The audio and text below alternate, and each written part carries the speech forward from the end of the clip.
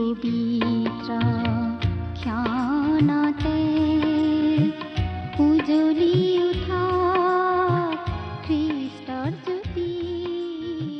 জয় জয়তে আমাৰ দৰ্শক শ্ৰোতাসকললৈ প্ৰভু যীশুখ্ৰীষ্টৰ মহান নামত নমস্কাৰ জনালোঁ। আমাৰ এই ভক্তিবচন অনুষ্ঠানৰ যোগেৰে আপোনালোকক লগ পাই আমি নথৈ আনন্দিত হৈছোঁ। এই ভক্তিবচন অনুষ্ঠান হৈছে ধাৰাবাহিক বাইবেল অধ্যয়নৰ অসমীয়া অনুষ্ঠান। গোটেই বাইবেল শাস্ত্ৰখনেই আমি ইয়াত অধ্যয়ন কৰিম।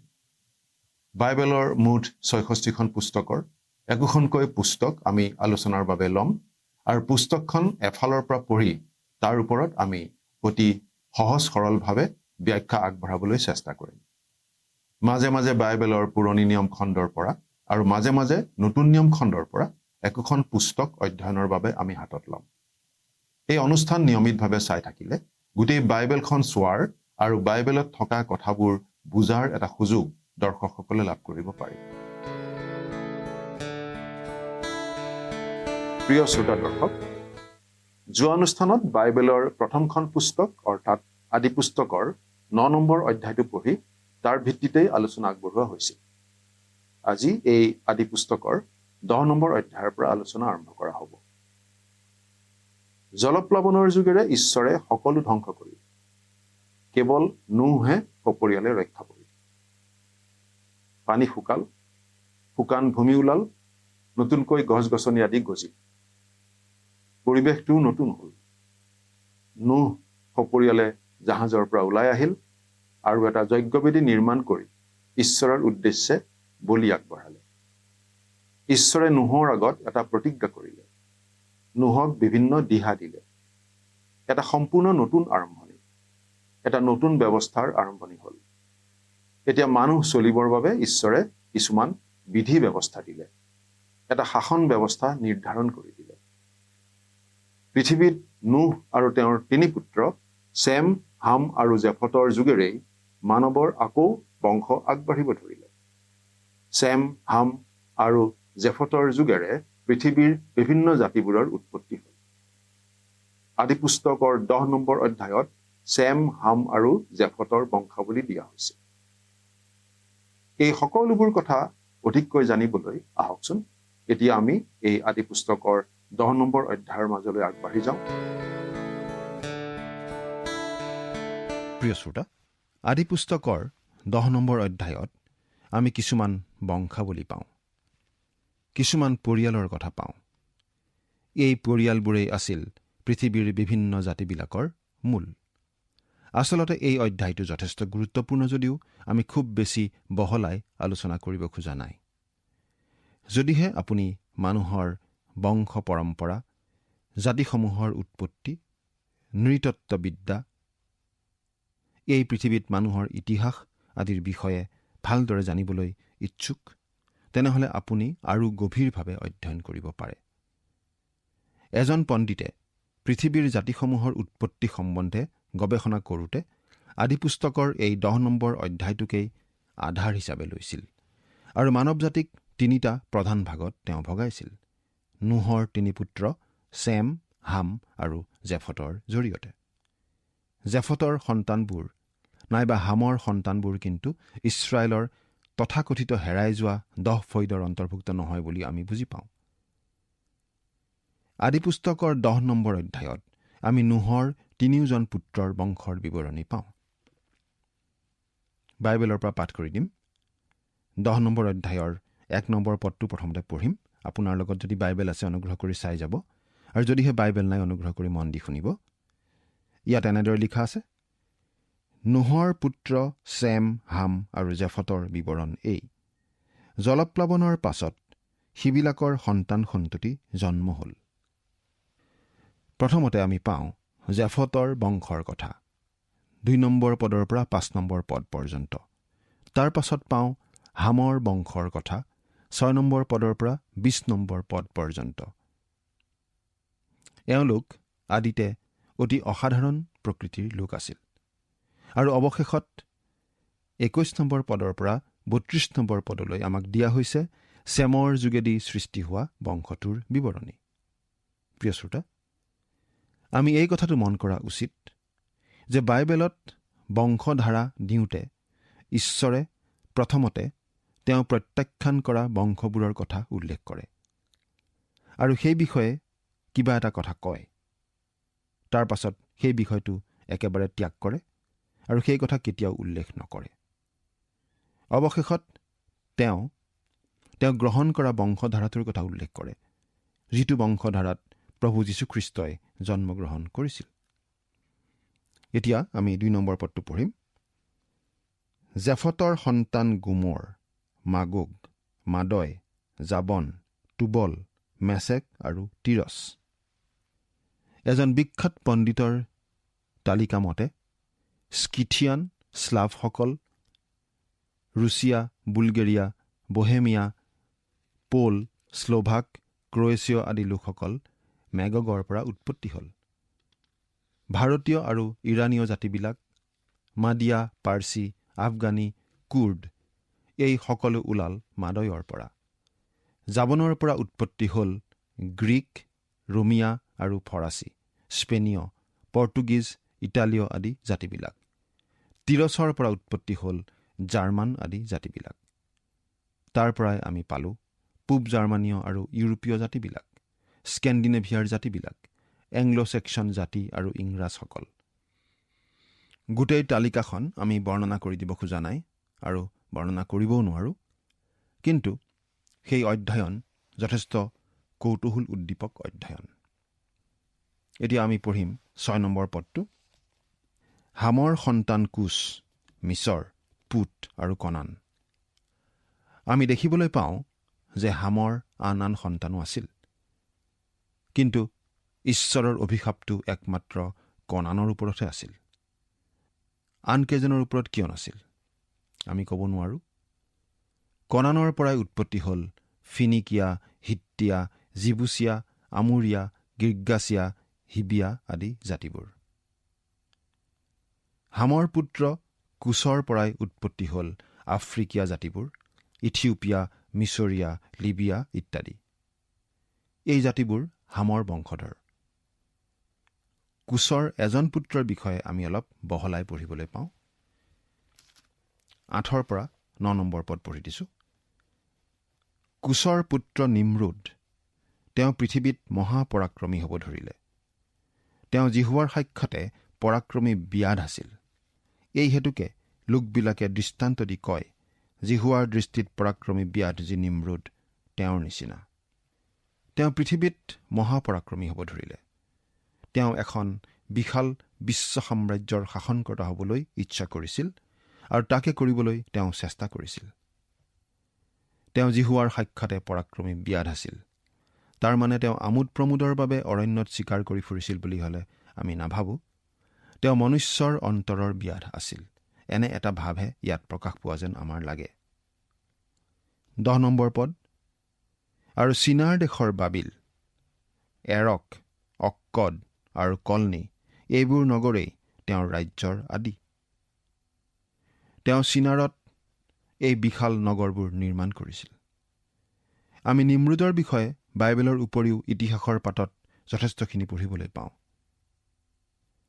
আলেকজেণ্ডাৰ হিছলপ নামৰ লেখক এজনে দ্য টু বেবিলনছ নামৰ গ্ৰন্থত এই বিষয়ে বহুখিনি কথা লিখিছে। বাবিলৰ স্তম্ভ নিৰ্মাণ কৰা কামত নিমৰোদে কেনেদৰে আগভাগ লৈছিল সেই বিষয়ে আমি গ্ৰন্থখনত পঢ়িবলৈ পাওঁ। জলপ্লাৱনৰ পাছৰ পৃথিৱীত থকা সকলো মানুহক তেওঁ একগোট কৰি এটা জাতি কৰি তুলিব খুজিছিল, এটা জাতি হিচাপে গঢ়িব খুজিছিল আৰু নিজে বিশ্ব সম্ৰাট হ'বলৈ ইচ্ছা কৰিছিল। তেওঁ আছিল বিদ্ৰোহী নেতা, বাবিলৰ প্ৰতিষ্ঠাতা, মানুহৰ আত্মাৰ ব্যাধ। তেওঁ আছিল নিয়ম নমনা, আইন নমনা লোক। আচলতে নিমৰোদ আছিল ভৱিষ্যতে পৃথিৱীত শাসন কৰিবলৈ আবিৰ্ভাৱ হ'বলগীয়া শেষজন বিশ্ব শাসক খ্ৰীষ্টাৰীৰ এখন আগতীয়া ছবিৰ সদৃশ। প্ৰিয় শ্ৰোতা, গতিকে আমি ক'ব পাৰোঁ যে প্ৰথমটো আগশাৰীৰ সভ্যতা গঢ়ি উঠিছিল হামৰ সন্তানসকলৰ যোগেদিহে। আমি এই কথাটো মন কৰা উচিত। অৰ্থাৎ কৃষ্ণাংগ লোকসকলৰ যোগেদিয়েই প্ৰথমটো বিশ্ব সভ্যতা গঢ়ি উঠিছিল বুলি আমি বুজি পাওঁ। আমি এই বংশটোৰ ধাৰাৰে আৰু আগবাঢ়ি যাব খোজা নাই। আমি পবিত্ৰ আত্মাই নিৰ্ধাৰণ কৰি দিয়া পদ্ধতিমতেই আগবাঢ়ি গৈছোঁ। তেওঁ প্ৰথমতে প্ৰত্যাখ্যাত বংশৰ ধাৰাটো উল্লেখ কৰে আৰু তাৰ পাছত সেই বংশৰ কথাটো একেবাৰে বন্ধ কৰি দিয়ে। আমি এতিয়া সেইটো বংশৰ ধাৰালৈ যাম, যিটো বংশধাৰাই আমাক লৈ যায় অব্ৰাহামলৈ, তাৰ পাছত ইছৰাইল জাতিলৈ আৰু অৱশেষত এই পৃথিৱীলৈ প্ৰভু যীশুখ্ৰীষ্টৰ আগমনলৈ। পুৰণি নিয়মত আমি এই বংশৰ ধাৰাটোৰেই আগবাঢ়ি গৈ থাকিম। ঈশ্বৰে যেন সাময়িকভাৱে বাকী মানৱ বংশবিলাকক বিদায়হে দিছে, কিন্তু পাছত তেওঁ আকৌ তেওঁলোকলৈ উভতি আহিব। এইখিনিতে আমি দ্য ডিভাইন ইউনিটি অৱ স্ক্ৰিপচাৰ নামৰ গ্ৰন্থৰ পৰা এটা উদ্ধৃতি দিব খুজিছোঁ। আদিপুস্তকৰ 10 নম্বৰ অধ্যায়টো বিশেষ ধৰণৰ অধ্যায়। ঈশ্বৰে আপাত দৃষ্টিত জাতিসমূহক নিজ নিজ নিয়ন্ত্ৰণত এৰি দি তেওঁৰ নিৰ্বাচিত জাতি অৰ্থাৎ অব্ৰাহামৰ পৰা আগবাঢ়ি যোৱা ইছৰাইল জাতিৰ সৈতে কাম কৰিবলৈ ধৰাৰ আগতে তেওঁ পৃথিৱীৰ জাতিসমূহৰ পৰা প্ৰেমপূৰ্ণভাৱে বিদায় লৈছে। যেন এই বুলি কৈছে, মই তোমালোকক কিছু সময়ৰ বাবে এৰি দিব খুজিছোঁ, কিন্তু মই তোমালোকক ভাল পাওঁ। মই তোমালোকক সৃষ্টি কৰিছোঁ। মই তোমালোকৰ ভৱিষ্যত নিৰ্ধাৰণ কৰি ৰাখিছোঁ আৰু বংশধাৰা নিৰ্ণয় কৰি ৰখা হৈছে। 10 নম্বৰ অধ্যায়ত 70টা জাতিৰ তালিকা আছে। তাৰে 14টা জেফতৰ যোগেদি উৎপন্ন হোৱা জাতি, 30টা জাতি উৎপন্ন হ'ল হামৰ পৰা। আমি সেইটো পাহৰা উচিত নহয়। কৃষ্ণাংগ লোকসকলৰ আৰম্ভণি এনেদৰেই হৈছিল আৰু চেমৰ পৰা উৎপন্ন হ'ল 26টা জাতি। এনেদৰে মুঠতে 70টা জাতি। আমাৰ এনে ভাৱ হয়, ইয়াত যেন ঈশ্বৰে আমাক দেখুৱাই দিছে তেওঁ পৃথিৱীৰ বিভিন্ন জাতিসমূহক লৈ কি কৰিলে সেই কথা। আজি পৃথিৱীত বগা চামৰাৰ লোক বেছি উন্নত অৱস্থাত আৰু আগস্থানত থকা আমি দেখিছোঁ। কিন্তু এসময়ত তেনেকুৱা নাছিল। এসময়ত ক'লা চামৰা আৰু বগা চামৰাৰ বাহিৰে আন জাতিবিলাকে আগস্থানত আছিল। কিন্তু চেমৰ সন্তানবিলাকে ডায়ুদ আৰু চলোমনৰ শাসনকালত এই পৃথিৱীত বিশেষ ধৰণৰ প্ৰভাৱ পেলাইছিল। আমি এই কথা মন কৰিব পাৰোঁ যে চেমৰ পৰাই আন আন জাতিবিলাকো ওলাইছিল। চিৰিয়া, লিডিয়া, আৰ্মেনিয়া আৰু জক্তনৰ যোগেদি আৰবিয়াবিলাক। এই উল্লেখযোগ্য জাতিবিলাক পাছত লাহে লাহে মূৰ দাঙি উঠিছিল। আমাৰ এতিয়া এনেকুৱা ভাৱ হয় যেন এতিয়া আমি বগা চামৰাৰ লোকৰ প্ৰাধান্যৰ দিনতেই বাস কৰি আছোঁ। কিন্তু আমি এই কথাটো বুজি পাইছোঁ যে চেম, হাম বা জেফত কাৰো সন্তানেই আচলতে পৃথিৱী শাসন কৰাৰ সমৰ্থ নহয়। ঈশ্বৰে আমাক এই কথাটোৱেই দেখুৱাই দিছে আৰু এইটোহে আচলতে গুৰুত্বপূৰ্ণ কথা। এতিয়া আমি পাঠ কৰি দিব খুজিছোঁ 21 নম্বৰ পদৰ পৰা 25 নম্বৰ পদলৈকে। মাজৰ কিছুমান পদ আমি পাঠ কৰা নাই সময়ৰ অভাৱত। 21 পৰা 25 নম্বৰ পদ। জেফতৰ বৰ ককায়েক এবৰৰ সকলো সন্তানবিলাকৰ আদিপুৰুষ যি চেম, তেওঁৰো সন্তান সন্ততি জন্মিল। চেমৰ সন্তান এলম, অচুৰ, অৰ্ফক্সদ, লুড আৰু অৰাম। অৰামৰ সন্তান উচ, হুল, গেথৰ আৰু মচ। আৰু অৰ্ফক্সদৰ সন্তান চেলহ আৰু চেলহৰ সন্তান এবৰ। এবৰৰ 2 পুত্ৰ জন্মিল। এজনৰ নাম পেলগ, বিভাগ, কিয়নো তেওঁৰ দিনতে পৃথিৱী বিভক্ত হ'ল, আৰু তেওঁৰ ভায়েকৰ নাম জক্তন। প্ৰিয় শ্ৰোতা, যেতিয়া আমি এই 25 নম্বৰ পদটো পঢ়োঁ, তেতিয়া আমি মানুহে আগবঢ়োৱা কিছুমান ব্যাখ্যাৰ কথা মনত পেলাওঁ বা কিছুমান মানুহে আগবঢ়োৱা ব্যাখ্যাৰ কথা আমাৰ মনলৈ আহে। পৃথিৱী বিভক্ত হ'ল, তাৰ মানে বাৰু কি?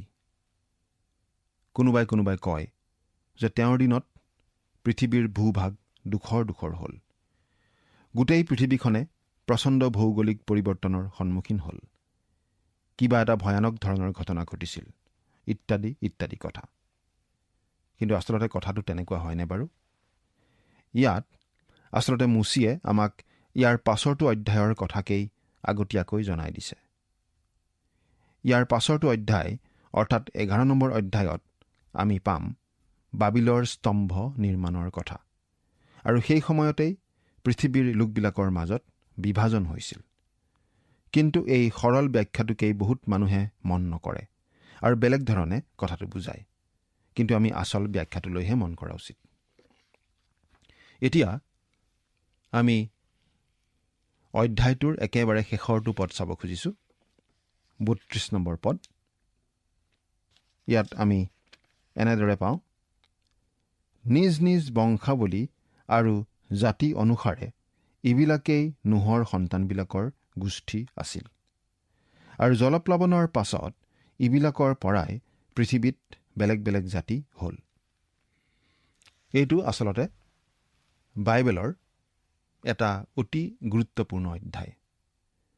আদিপুস্তকৰ এই 10 নম্বৰ অধ্যায়টো সঁচাকৈয়ে এটা অতি গুৰুত্বপূৰ্ণ অধ্যায়।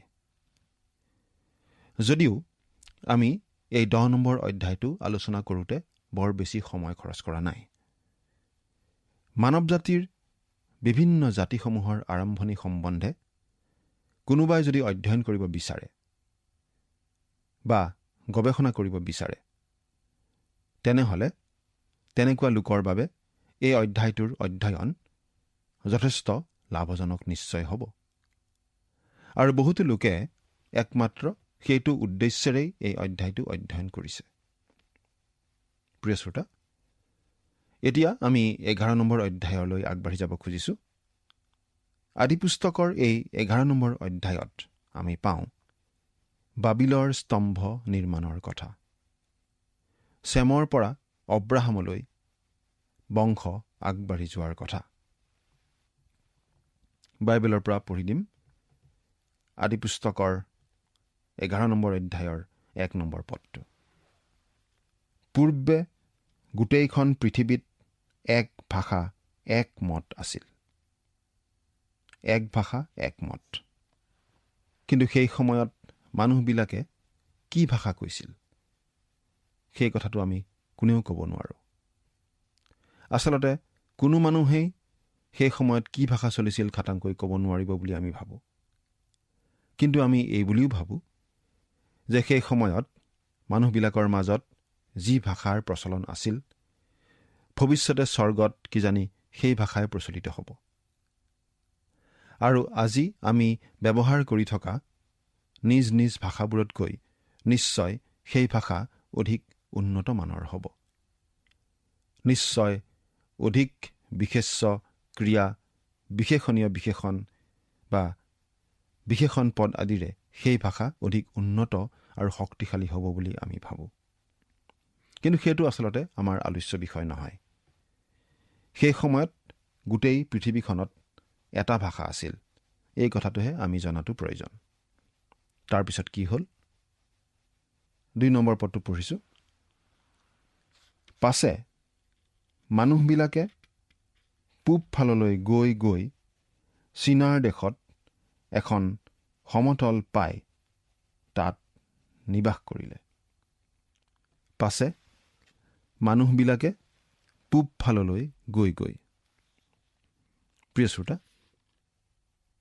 আমি ইয়াত এটা কথা অনুমান কৰিব পাৰোঁ যে সেই সময়ত মানুহবিলাকৰ সভ্যতা এঠাইত আবদ্ধ হৈ থকা নাছিল।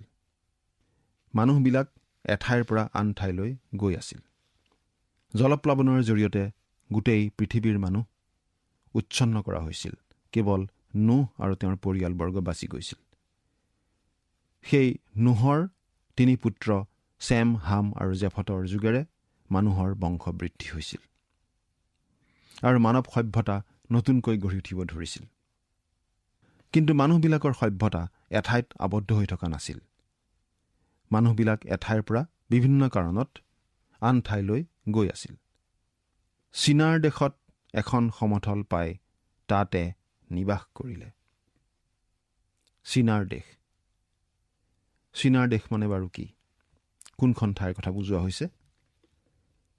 চীনাৰ দেশ মানে আচলতে টাইগ্ৰিছ ইউফ্ৰেটিছ নদীৰ উপত্যকা অঞ্চল, যথেষ্ট সাৰুৱা অঞ্চল, আৰু মানুহে আহি তাতেই বসতি আৰম্ভ কৰিলে। এতিয়া ৩ নম্বৰ পদটো পঢ়ি দিম। তাতে ইজনে সিজনে কোৱাকুই কৰি ক'লে, আহা, আমি ইটা সাজি তাক ভালকৈ পুৰো হওক। তেতিয়া শিলৰ সলনি সিবিলাকৰ ইটা আৰু কৰালৰ নিমিত্তে এঠামাটি হ'ল। সেই অঞ্চলত আচলতে শিল পাবলৈ নাছিল। সেইকাৰণে মানুহবিলাকে ইটা তৈয়াৰ কৰি লৈছিল। প্ৰিয় শ্ৰোতা, এই কথাটোৱেই আচলতে আমাক এই ধাৰণাটো দিয়ে যে সেই মানুহবোৰে সেই সময়ত নিৰ্মাণ কৰা ঘৰবোৰ সৰু সৰু সাধাৰণ ঘৰ নাছিল। ইটাৰে নিৰ্মিত প্ৰকাণ্ড প্ৰকাণ্ড ঘৰ আছিল। আনকি আজিও ইটা গৃহ নিৰ্মাণৰ ক্ষেত্ৰত অতি জনপ্ৰিয় উপাদান হৈয়ে আছে। তথাপি ইটা তাত ব্যৱহাৰ কৰা হৈছিল ব্যৱহাৰিক উপযোগিতাৰ বাবে। ইটা ব্যৱহাৰ কৰাটো প্ৰয়োজনীয় হৈ পৰিছিল। প্ৰিয় শ্ৰোতা, তেওঁলোকে ইটা আৰু তাৰ লগত প্ৰয়োজনীয় সামগ্ৰী মিহলাই তেওঁলোকৰ বাবে প্ৰকাণ্ড প্ৰকাণ্ড ঘৰ সাজিছিল। এইখিনিতে আপোনাক এটা প্ৰশ্ন সুধিব খুজিছোঁ। আপুনি বাৰু আজি কিহেৰে আপোনাৰ ঘৰ সাজি আছে? আপোনাৰ আত্মিক ঘৰ? প্ৰভু যীশুৱে কৈছিল, যদিহে আপুনি তেওঁৰ বাক্যৰ ওপৰত ঘৰ সাজে, তেনেহ'লে আপুনি শিলৰ ভেটিত ঘৰ সজা মানুহৰ নিচিনা বুদ্ধিমান মানুহ হ'ব। আপুনি বাৰু কিহৰ ওপৰত ঘৰ সাজি আছে? আপোনাৰ ঘৰৰ ভেটি দৃঢ়নে? প্ৰভু যীশুতেই আপুনি বাৰু ভৰসা কৰিছেনে? তেওঁতেই আপুনি খোপনি লৈছেনে? চিন্তা কৰি চাওকচোন। ঈশ্বৰে আপোনাক আশীৰ্বাদ কৰক। জলপ্লাৱনৰ পাছত জাহাজৰ পৰা ওলাই অহা নোহ, তেওঁৰ ভাৰ্যা, নোহৰ 3 পুত্ৰ চেম, হাম আৰু জেফত, আৰু তেওঁলোকৰ 3 ভাৰ্যা। এই 8জনেই আছিল মানৱ জাতিৰ অৱশিষ্ট লোক। ঈশ্বৰে আদমক আদেশ দিয়াৰ নিচিনাকৈ নোহকো আদেশ দিছিল বহু বংশ হৈ বৃদ্ধি পাই পৃথিৱীখন আকৌ পৰিপূৰ্ণ কৰিবলৈ। নোহৰ সেই 3 পুত্ৰ চেম, হাম আৰু জেফতৰ যুগেৰে মানৱৰ বংশ আগবাঢ়ি গ'ল 3টা বেলেগ বেলেগ ধাৰাৰে। এওঁলোকৰ যুগেৰে জন্ম পোৱা জাতিবোৰ পৃথিৱীৰ সকলো পিনে বিয়পি গ'ল। এনেদৰে কোৱা হয় যে চেমৰ পৰা জন্ম পোৱা সকল হ'ল শ্বেতাংগ লোক, হামৰ পৰা জন্ম পোৱা সকল হ'লগৈ কৃষ্ণাংগ লোক, আৰু জেফতৰ পৰা জন্ম পালে বাকী লোকসকলে। এনেদৰে পৃথিৱীত বিভিন্ন সভ্যতাবোৰ আকৌ গঢ় লৈ উঠিল আৰু দ্ৰুত গতিত বৃদ্ধি পাব ধৰিল। প্ৰথম অৱস্থাত জনসংখ্যা কম আছিল, পৃথিৱীখন সকলো বস্তুৰে উভৈনদী আছিল আৰু মানুহৰো একোৰে অভাৱ নাছিল। জাতিবোৰ ভিন ভিন হ'লেও যিহেতু নোহৰ পৰাই, অৰ্থাৎ একেজন লোকৰ পৰাই, একেটা পৰিয়ালৰ পৰাই 3 পুত্ৰৰ যুগেৰে বংশবোৰৰ আৰম্ভণি ঘটিছিল, গতিকে সকলোৰে ভাষা প্ৰথমতে একেই আছিল। সকলোৱে একে ভাষাৰেই কথা বতৰা পাতিছিল, আৰু তেনে হোৱাটোৱেই স্বাভাৱিক। ভাষাই মানুহৰ একতা আনে, ভাৱৰ আদান প্ৰদান সুচল কৰে।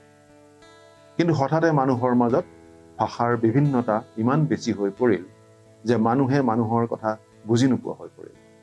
মানুহৰ মাজত এই ভাষাৰ বিভিন্নতা কেনেদৰে আহিল সেই কথাও বাইবেলত বৰ্ণোৱা হৈছে। মানুহৰ সভ্যতা দ্ৰুত গতিত অগ্ৰসৰ হ'ব ধৰিলে। মানুহে গৃহ নিৰ্মাণৰ বাবে শিলৰ সলনি ইটা তৈয়াৰ কৰি ব্যৱহাৰ কৰিবলৈও শিকিলে। দিনে দিনে মানুহ অধিক উচ্চাকাংক্ষী হৈ গৈ থাকে। অৱশেষত মানুহৰ ময়মতালি নিয়ন্ত্ৰিত কৰিবলৈকে ঈশ্বৰেই মানুহৰ মাজত ভাষাৰ বিভ্ৰাট ঘটালে। আমাৰ পৰৱৰ্তী অনুষ্ঠানত আমি মানুহৰ ভাষাভেদৰ বিষয়ে পঢ়িবলৈ পাম। আমাৰ অনুষ্ঠানটো চাবলৈ যেন নাপাহৰে। পৰৱৰ্তী অনুষ্ঠানত পুনৰ লগ পোৱাৰ আশাৰে আজিলৈ আমি ইমানতেই সামৰিব খুজিছোঁ। আহকচোন সামৰণিত পৰম পিতা পৰমেশ্বৰৰ ওচৰত প্ৰাৰ্থনাত উন্নত কৰোঁ হওক। স্বৰ্গত থকা অসীম দয়ালু কৰোণাময় পিতৃ ঈশ্বৰ, প্ৰভু তোমাক ধন্যবাদ দিছোঁ, কিয়নো এই সুন্দৰ সময় তুমি আমাক দিলা তোমাৰ বাক্য অধ্যয়ন কৰিবলৈ, তোমাৰ বাক্য আলোচনা কৰিবলৈ। এই ভক্তিবচন অনুষ্ঠান অসীম আগ্ৰহেৰে ধৈৰ্যৰে শুনা প্ৰতিজন দৰ্শক প্ৰতিজন শ্ৰোতাৰ ওপৰত তোমাৰ বিশেষ অনুগ্ৰহৰ আশীৰ্বাদ থাকিবলৈ দিয়া। তেওঁলোক সকলোৰে জীৱন সৰ্বাংগ সুন্দৰ কৰি তোলা। তেওঁলোকৰ ওপৰত তোমাৰ আশীৰ্বাদ সকলো সময়তে থাকিবলৈ দিয়া। কিয়নো এই প্ৰাৰ্থনা আমাৰ মহান ত্ৰাণকৰ্তা মৃত্যুঞ্জয় প্ৰভু যীশুখ্ৰীষ্টৰ নামত আগবঢ়াইছো। আমেন।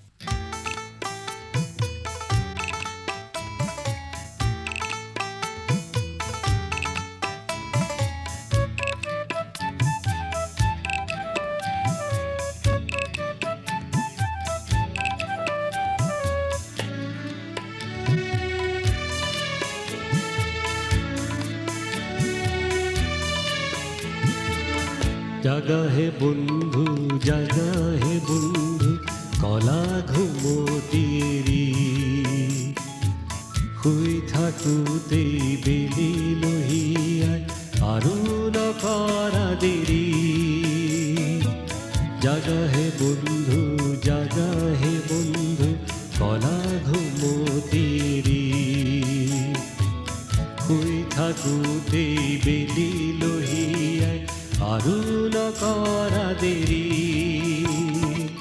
শুনাহে আজি শুভ বাতৰি, হৃদয় শান্ত কৰা, সৰগৰ দুৱাৰ হ'ল মুকলি, দুনয়ন ভৰি চোৱা।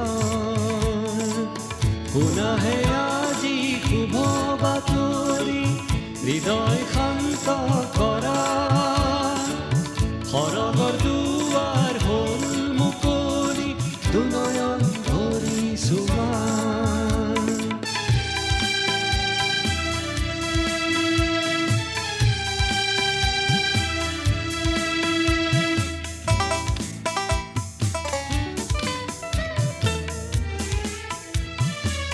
যিশুৱে মাতে আহা কাষৰে, ভয় শংকা এৰি, অনন্ত জীৱন আছে তেওঁতে আহা সবে। প্ৰিয় শ্ৰোতা দৰ্শক, আশা কৰোঁ ভক্তিবচন অনুষ্ঠানটি উপভোগ কৰি আপোনাৰ নিশ্চয় ভাল লাগিছে। এই বিষয়ে আপোনাৰ মতামত জানিবলৈ পালে আমি নথৈ আনন্দিত হ'ম। আপোনাৰ যদি আমাৰ এই অনুষ্ঠানটি উপভোগ কৰি ভাল লাগিছে, তেন্তে অনুগ্ৰহ কৰি আমালৈ এই নম্বৰটোত এটা মিছ কল দিয়কচোন। আপোনাৰ এটা মিছ কল আমাৰ বাবে অতি মূল্যৱান। আমি অতি আনন্দৰে জনাওঁ যে প্ৰতিটো মিছ কল দিয়া সকলৰ মাজৰ পৰা সপ্তাহৰ শেষত এজন বিশেষ দৰ্শক বাছি লোৱা হ'ব আৰু সেই দৰ্শক বন্ধুজনক পুৰস্কৃত কৰা হ'ব আৰু সপ্তাহৰ শেষত তেওঁৰ ফটো আৰু নাম আমাৰ অনুষ্ঠানত প্ৰকাশ কৰা হ'ব। মিছ কল দিয়া নম্বৰটো হৈছে 0444908125। আপোনাৰ যদি কিবা প্ৰাৰ্থনাৰ বিষয় থাকে বা অধিক জানিবলৈ ইচ্ছা কৰে, তেন্তে টেলিফোনৰ মাধ্যমেৰেও আমাৰ লগত যোগাযোগ কৰিব পাৰে। আমাৰ টেলিফোন নম্বৰটো হৈছে 7429840242। আপুনি ইমেইলৰ দ্বাৰাও আমাৰ লগত যোগাযোগ কৰিব পাৰে। আমাৰ ইমেইল এড্ৰেছটো হৈছে assamese@radio882.com। আপুনি আমালৈ পত্ৰ লিখিব পাৰে। তাৰ বাবে আমাৰ পোষ্টেল এড্ৰেছটো টিভি পৰ্দাত অনুগ্ৰহ কৰি চাই লওকচোন। পুনৰ লগ পোৱাৰ প্ৰতিশ্ৰুতিৰে আজিলৈ ইমানতে সামৰিছোঁ। ঈশ্বৰে আপোনাক আশীৰ্বাদ কৰক। ধন্যবাদ।